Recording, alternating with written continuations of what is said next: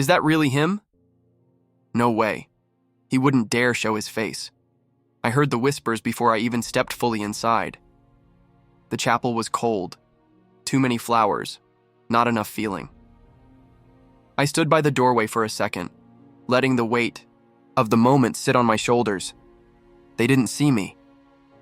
Liam was up front, standing tall in a tailored black suit, shaking hands, nodding like he owned the place. Claire was sitting beside him, head down, dabbing fake tears with a handkerchief that matched her beige dress. Even in mourning, she matched Liam's suit. That was new. Mom sat stiffly in the first pew, staring straight ahead. Her back didn't move when I walked past. Not even a twitch. I slipped into the last row. "Excuse me, this row's reserved," a woman muttered beside me without looking. "Perfect," I whispered back. No one turned. 5 years gone. 5 years of silence. 5 years of building myself from nothing while they pretended I didn't exist. "You're really back." The voice beside me made me turn. Uncle James. Still smelled like cheap cologne and stale coffee.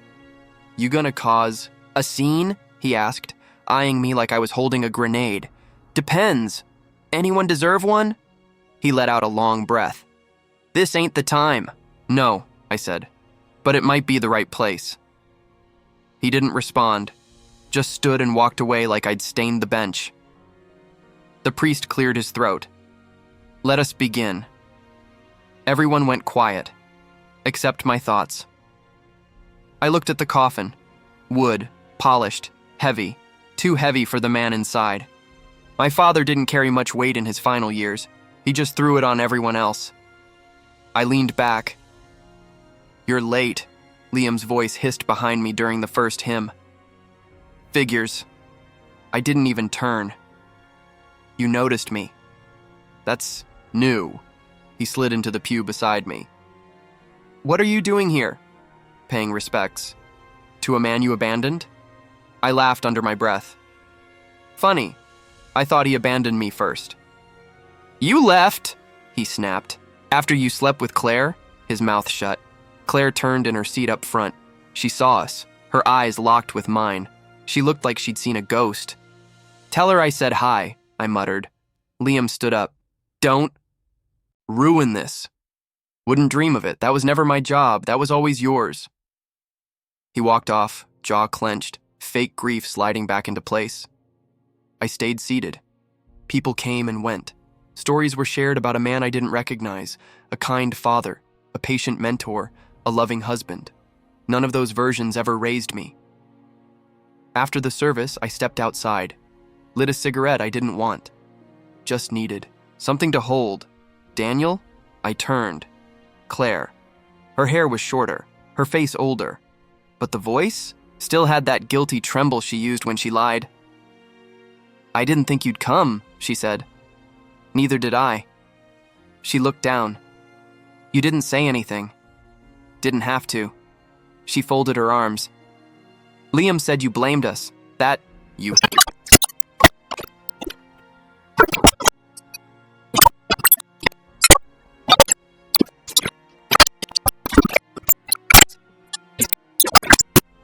Changed. You knew what you were doing. It wasn't like that. Sure it was. You just thought I'd never come back. She opened her mouth, but no words came. I turned and started walking toward the parking lot. "Wait," she called. "Why did you come?" I stopped.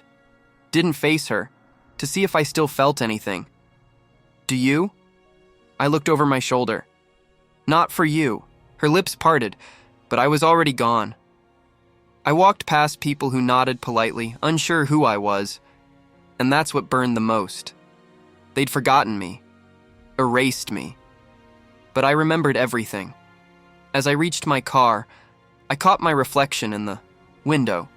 The man looking back wasn't the boy who left. I didn't come back for comfort, I came back for something else. Closure? Maybe. Revenge? Maybe that too. "You think you're too good for this family?" My father's voice slammed against the dinner table harder than his fist did. Silverware rattled. Everyone froze. I didn't blink. "I never said that," I muttered. "You didn't have to." he growled. "You've been pouting ever since I told you you're taking over the company." "I don't want the company," I said, louder this time. "I want to build something on my own." "You ungrateful little—" His hand shot out and slapped me across the face before I could finish. The room gasped, my cheek burned, but I stared right at him. "You just hit your own son," I said. He leaned over the table. "I built everything. You see, and this is how you thank me? You're a coward. A failure." "Then stop pretending I'm your legacy," I stood up. No one stopped me. Claire looked down at her plate like it held the answers. "Claire," I said, "say something." She looked at my father, then at Liam, then at me. Maybe he's right." My chest tightened. "What?" "You're always fighting," she said. "You push everyone away." "I wanted something different. That's not a crime." "It's not loyalty either," Liam cut in. I glared at him. "You of all people want to talk about loyalty?" "Sit down," Dad ordered. "This conversation isn't over." "It is for me," I snapped. "I'm done." Mom finally spoke. "If you walk out that door, don't expect to walk back in." I laughed bitterly. "You really mean that?" She didn't answer. I looked at Claire one last time. "We were supposed to be a team." She stood. "I can't do this anymore." "Claire," I whispered, "please." She turned to Liam. "Can you take me home?" He nodded and grabbed his coat. "Unbelievable," I muttered. "You're choosing him?" Claire wouldn't meet my eyes. Dad threw his napkin on the table. "Get out." I didn't argue. I walked out with nothing, just my phone, wallet, and the same clothes I'd worn to dinner. The first night, I parked 2 blocks from the train station, locked the car doors, stared at the ceiling in the dark. Second night, same thing. By the end of the first week, I stopped counting. 3 months passed before I found steady work. No one called. No one cared. Not Claire. Not Liam. Not Mom. Not even Uncle James, who watched the whole thing from his corner seat and didn't say a word. "James," I said, bumping into him a year later at a grocery store. "How's the family?" He looked, startled. "Daniel, I thought you left town." I did. Just dropped in. He glanced away. "You should have called your mother." "She should have called me." He sighed. "Your dad's been difficult." "Was he ever anything else?" James scratched his chin. "He regrets it. You know that, right?" "No," I said, and he never said it. James didn't argue. 5 years later, I watched him go into the ground. Everyone cried, but I still felt the sting on my cheek. I still heard Claire say, "Maybe he's right." She didn't defend me. She walked away with my brother. That was the day everything changed. Not the day I lost everything. The day I finally saw who they were and who I needed to become.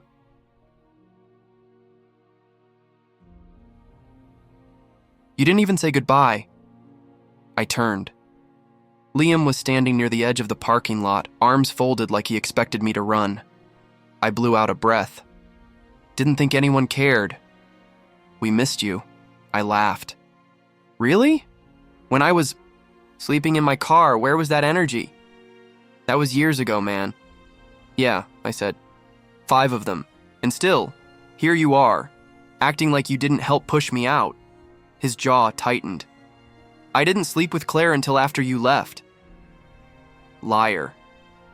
"It's the truth. You drove her home the night I left. Don't insult my memory. She needed someone. You walked out on all of us." I stepped closer. "No. You all pushed me to the edge and then blamed me for falling." He looked away.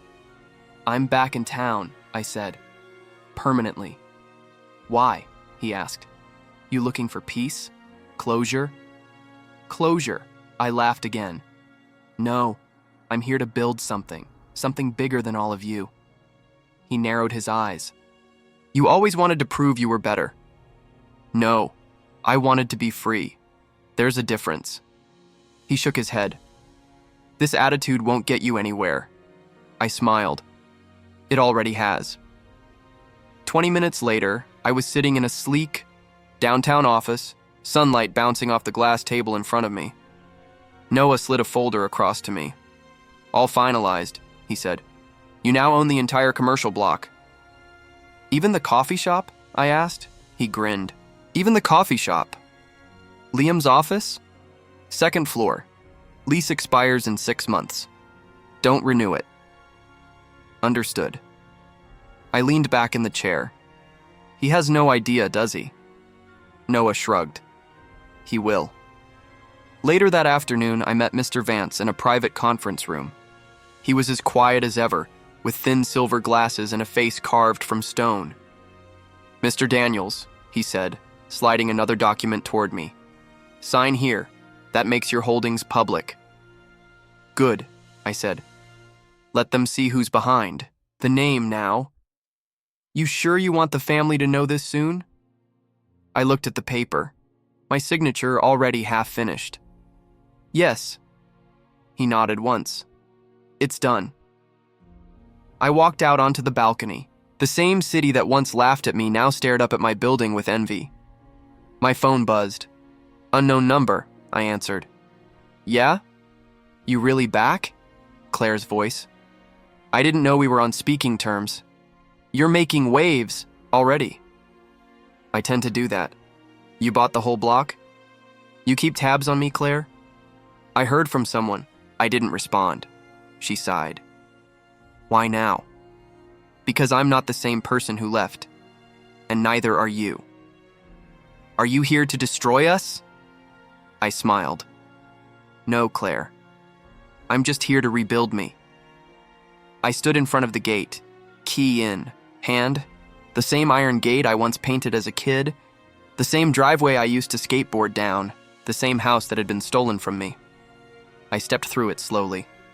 The front door creaked open without resistance. I didn't knock.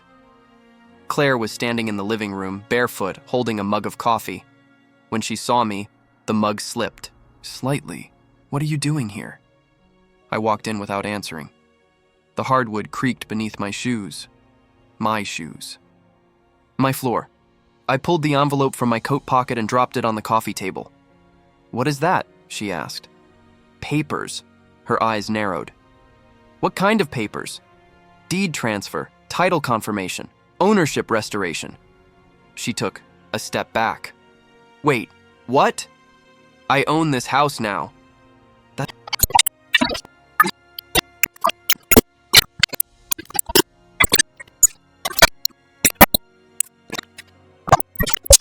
I tilted my head. "You don't remember?" She blinked rapidly. "This was your family home." "No. This was my home. Mine. My name was on the original will, until someone..." I glanced at her. Decided it was better if I didn't inherit anything. "I didn't do that," she said quickly. "No, you just stayed quiet while they erased me." She hugged herself. "I didn't know they were going to take the house." "You moved in 2 weeks after I left. I didn't have anywhere else to go." "You had Liam," I said sharply. "You always had Liam." Footsteps echoed upstairs. A soft voice called out, "Claire, who's here?" Another figure appeared at the top of the stairs. A woman, blonde, in a sweater, probably mid-30s. She looked confused. Claire turned. "Sophie, this is Daniel," I said, meeting her eyes. Sophie descended the stairs slowly. "You're Liam's brother." "I was," I said, "before he took everything that mattered." Claire turned to her. He's here because he thinks he owns the house." "I don't think," I said. "I do." Sophie frowned. "That can't be right. Liam said it was settled years ago." I stepped forward. "Liam settled it by manipulating a grieving man and convincing a lawyer to rewrite a will. What he didn't expect was that the lawyer he used would later flip on him for a fee." Claire stepped in front of Sophie. "You're not kicking us out." I shrugged. "I don't have to. You'll leave on your own once the notice hits the mailbox." Sophie looked at Claire. "Did you know about this?" Claire didn't answer. I looked around the room. Same walls, same scent, different energy. You painted over Mom's rose wallpaper, I muttered. Claire glanced at the wall. It was dated. So were your loyalties. She flinched. Sophie asked, "Are we being evicted?" I gave a 30-day grace period, I said. More than Liam gave me. Sophie turned to Claire. He's right, isn't he? Claire hesitated. I didn't know everything. But you knew enough, I said. Silence. I stepped toward the window and looked out at the garden. The oak tree was still there, the one I used to climb when I needed to get away. You know, I said quietly, I used to sit under that tree and dream of building my own future. Away from all this. Claire's voice was soft. You've changed. Yeah, I said. Turns out betrayal's a great motivator. Sophie cleared her throat. Look, I don't know what happened between all of you, but this doesn't feel right. Then maybe you shouldn't have married into a family that builds on lies, I said. She looked down. I didn't know. Now you do. Claire stepped forward. Daniel, please, don't do this. Don't beg, I said coldly. It doesn't suit you. Her voice broke. I never meant for it to go this far. Neither did I. But here we are. She tried to reach for me. I stepped back. I'm not here to punish you, I said. I'm here to take back what's mine, Sophie whispered. So, what happens now? I turned toward the door. You have 29 days left. I suggest you pack. And with that, I walked out, leaving behind the house they once stole and the ghosts that lived in it.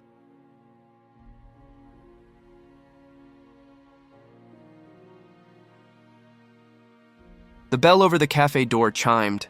I didn't have to look up. I felt her before I saw her. Claire slid into the seat across from me, eyes already red. She was clutching a napkin like it might save her from drowning. You came, she said, voice trembling. You asked? She opened her mouth, then closed it again. Her hands were shaking. I don't even know where to start. Try the beginning. I messed up. I waited. I should have stood by you that night. I should have said something, fought for you, anything. You didn't. She looked down. I was scared. Of what? Of losing everything. Of choosing the wrong side. You did, she winced. I didn't know Liam would turn out like that. You didn't care if he did. He was safe. He was approved. I wasn't. That's not true, isn't it? She wiped her face. He used me. I raised an eyebrow. You're a victim now? No, she whispered. I didn't expect him to be so cold. Liam's always been cold. You just never felt it until it hit you. Her voice broke. I still dream about you. I leaned back in my chair. That's not my problem. She reached across the table. Daniel, please. I pulled my hand away. I'm not here to forgive you, I said. I'm here to listen. That's all. She blinked hard. I've replayed that night 1,000 times. I wish I could go back. You can't. I thought I was doing the right thing. No, Claire. You did. The easy thing. There's a difference. She looked up at me, tears falling freely now. You don't understand how hard it was. I lost everything, I said. My home, my family, you. And I still stood on my own. Don't talk to me about hard. I was broken too. I shook my head. You weren't broken. You were quiet. She swallowed hard. I hated myself for what I did. Good. Daniel. You destroyed me, I said calmly. But thank you. She blinked, confused. Thank you? I needed to break, I said, to become unbreakable. She stared at me like I was someone she couldn't recognize. Maybe I was. I still love you, she whispered. I laughed once, low and bitter. You don't even know who I am anymore. Want to, It's too late. She leaned forward. Please, just tell me there's still something left. I stood up slowly, tossing a few bills on the table. There is, I said, but none of it is for you. Outside, the sky had cracked, open. Rain fell like the world was trying to drown itself. She followed me to the door. Don't walk away from me again. I didn't walk away last time, I said. You did. She grabbed my sleeve. I'm sorry. I looked at her, really looked at her. 5 years ago, I would have begged for this moment. I would have taken her back just to feel whole again. Now? Now I felt peace. I hope you find what you're looking for, I said. And I left her standing there in the rain, crying for something she let die. You sure about this? Noah asked, sliding the final agreement toward me. I've never been more sure, I said, pen already in hand. He tapped the folder. Once you sign, the acquisition's irreversible. Liam won't see it coming. Good. You want him ruined? No, I said. I want him humbled. I signed my name slowly, deliberately, pressing the ink deep into the paper. Then we're done, Noah said. By tomorrow, his board will vote to replace him. He'll fight it. He won't have time. The investors we pulled already triggered a sell-off. I leaned back in my chair. Let the cracks show. It started on Monday. Rumors spread through his office like wildfire. Departments being cut, meetings canceled, projects on hold. His assistant leaked a voicemail of him yelling at the finance team. On Tuesday, 3 major clients pulled out. Quietly. All at once. By Thursday, stock plummeted. Friday morning, my phone rang. Liam. I stared at the screen, then answered. Daniel, what the hell is going on? I waited a beat. Morning to you too. Don't play games with me. You know something. I know a lot of things, I said calmly. You'll need to be more specific. He was breathing heavy. Someone's pulling my company out from under me. Clients are disappearing. Our valuation just tanked. Sounds serious. You think this is funny? No, I said. It's just business, brother. There was silence on the other end. Then, you son of a... Click. I hung up before he finished. Later that day, I stood by the glass window of my high-rise office, watching traffic crawl beneath me. Power wasn't loud. It was silent. Strategic. Noah stepped in. He's trying to call the board members directly. He won't reach them. They're already preparing the announcement. Let him sweat. The next morning, Liam showed up uninvited. Security buzzed my office. There's a Mr. Daniels downstairs, says he's your brother. Send him up, I said, and let him cool off in the lobby for 10 minutes before you do. I waited. When the door opened, Liam stormed in. You planned this, he snapped. Planned what? Don't pretend, he said, pacing. The merger, the buyouts. The damn Shell Corporation, I folded my hands on my desk. You really should have read the merger terms more carefully. His eyes blazed. You lied. No, I said. You assumed. He slammed his fists on the table. You want revenge? Fine. But don't destroy the company. I'm not destroying it, I said coolly. I'm reclaiming it. For what? For every night I slept in my car. For every door you closed. For Claire. For Mom's silence. For Dad's slap. Take your pick. His voice cracked. I didn't think you'd come back like this. I know. That's why it worked. He slumped into the chair across from me, suddenly small. You don't know what it's like, trying to live up to expectations. I do, I said. I just stopped letting them control me. Are you really going to push me out? It's already done. His mouth opened, but no sound came. Out. I stood up. You built your empire on my ashes. Now it's my foundation. You're not this cold, he whispered. No, I said. I'm just precise. He looked at me for a long time. What happens now? You step down, quietly, or I release the emails. His eyes widened. You hacked me? I bought your IT guy's silence. He rubbed his temples. You really thought of everything. I walked around the desk. I learned from the best.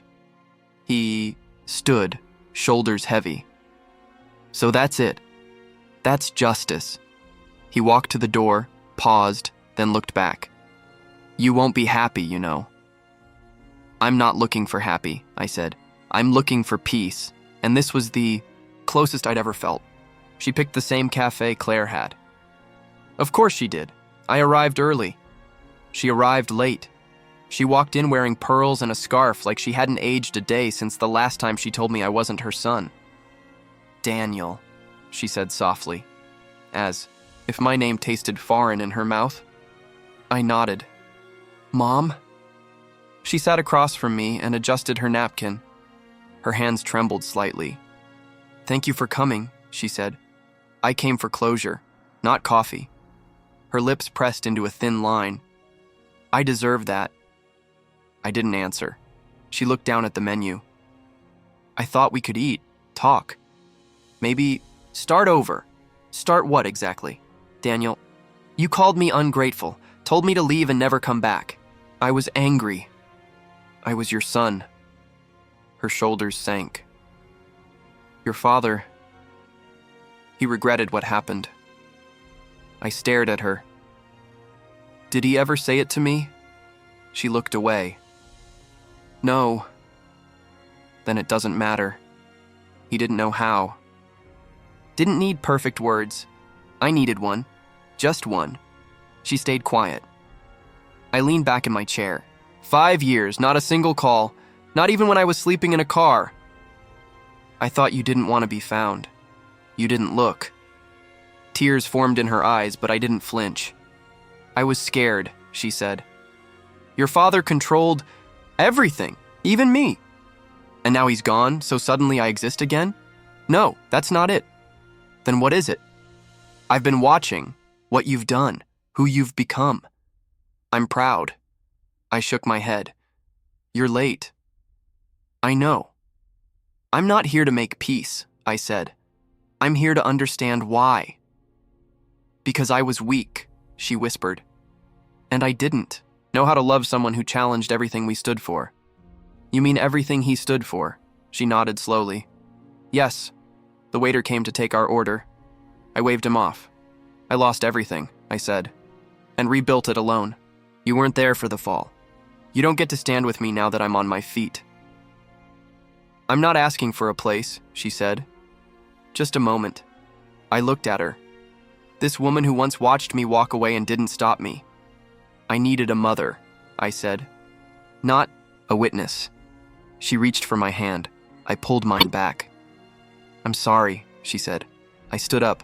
She blinked. You're leaving? I came to hear the truth. I've heard enough. Daniel, please! I'm done chasing validation from people who threw me away. She opened her mouth, but no words came. I looked at her one last time. Tell the ghost of the man you married. I survived, and I walked out, not angry. Not broken, just finally free. The hall was filled. Suits, ties, fake tears. Whispered regrets. I stood in the back for a moment, watching. Same faces, same silence. But this time I wasn't invisible. I stepped forward. Claire was seated near the front, head bowed. Liam looked exhausted. Mom wore black, pearls again, like grief was part of the outfit. Noah leaned in. You don't have to speak. I do. I walked up to the mic. The room quieted. I stared at the casket, then looked out. To the man who gave me life, my voice was calm, and never let me live it. Gasps rippled across the room. I didn't flinch. To the father who believed legacy mattered more than love, who taught me silence was strength, but never taught me how to be heard. People shifted in their seats. Claire looked up. Liam stared. I Grew up in this family being told who to be, what to want, and who to marry. I was told success meant obedience. That love was conditional. That worth was measured in profit. I took a breath. I didn't measure up. So they cut me loose. Murmurs. Awkward coughs. I continued. And when I fell, no one caught me. Not my brother, not my fiancé, not even my mother. Eyes lowered, but I didn't stay down. I looked directly at Liam. I built my own life. Without their help. Without their name. Without their money. I turned back to the crowd. And now, to the people who broke me, thank you. Silence. Because of you, I became someone none of you could imagine. I scanned the room. Their faces didn't matter anymore. Their stares didn't burn. I don't need forgiveness. I don't need applause. I'm not here for revenge. I leaned closer to the mic. I'm here so you never forget who I became without you. And then I stepped down. Every head turned as I walked the aisle. But this time they saw me. A white envelope sat on my desk. No return address. But I knew the handwriting. Claire, I opened it slowly. Daniel, I'm not writing to ask for anything. I just needed you to know. I'm sorry, not for what happened, but for not speaking when it mattered. You didn't deserve the silence we gave you. I hope you're happy now. Claire. I folded the letter and slid it into the drawer without a word. My phone buzzed. Noah. Liam sold the Sao condo. He's gone. Good. Another message, this time an email from my mother. Subject, for you no text. Just an image attached. A photo of me, maybe age 7, sitting on my dad's shoulders, both of us laughing. I stared at it. That moment existed. Somewhere in the mess, there was love. But it wasn't enough. I leaned back in my chair. The office was mine now. Top floor, glass walls, polished wood. The town I grew up in looked small from this high up, like I could crush it with one hand, and maybe once I wanted to.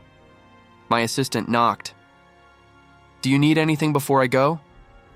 No, just leave the door open. She nodded and left. I stood and walked to the window. The streets below were the same ones I used to walk, broke, tired, invisible. I whispered, I forgive you all. Then I paused, but I'll never forget what you did.